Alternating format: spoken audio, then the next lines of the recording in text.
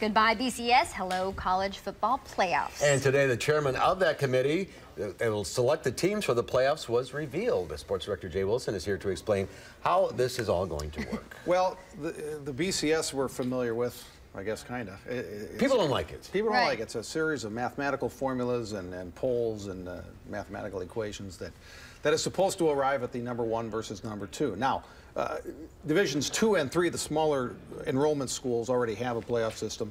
Now the big schools, the Division 1A schools, are going to have that in a national playoff coming not this year, but next year. Okay. As you said today, the chairman of this playoff selection committee was named. His name is Jeff Long. He's the athletic director at the University of Arkansas.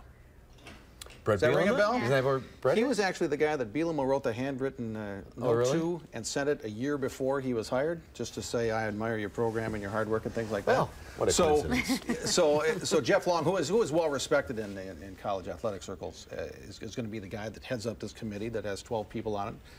They'll officially name the committee on Wednesday. But we all expect and assume that Barry Alvarez will be one of the members of that committee. Mm-hmm. There's a lot of hubbub about the committee, though. Condi Rice is potentially on it, right? Mm-hmm. Okay. Well, yeah, and she should be. Okay. She went to Stanford. She's been a big football fan for a long time, and you know, you're going to hear a lot of people on radio talk shows and a lot of smart alecks around the office say, "Oh, what's she going to do there?" In fact, Pat Dye, who coached Auburn, for a long time, 20, 30 years, he said, you know, oh, shouldn't have her on. She doesn't know anything about football except what she sees on TV. Well, I think that's pretty much what a lot of people's expertise in football is. But, you know, I mean, she's been trying to quell terrorist activity around the world. Yeah, I think she can pick 4 good football teams if you come right down to it. So, not next year. They're going to sit down, and this committee is going to look at what? They'll pick the top 4 teams for a playoff. You know, 1 versus 4, 2 versus 3. Those winners meet in the national championship game. The first one will be in January of 2015 in Jerry Jones Stadium. It used to be called Texas Stadium. AT&T Stadium. But you know, it's giving what fans wanted. And like I said, the smaller divisions of college football already have a playoff system in place. This now ends that argument of here's the play. Of course, you know, team number 5 is going to be angry that they're not going to be in the top 4. But they'll also put teams into other bowl games as well, not just those. Based on record, or based on a lot of issues.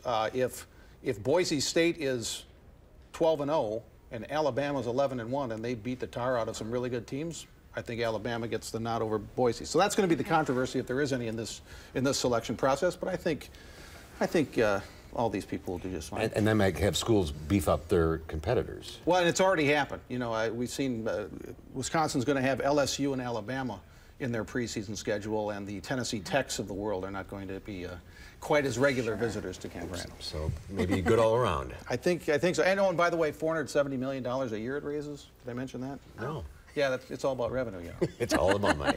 Always Jay, is. thank you. You betcha. Cleared it up.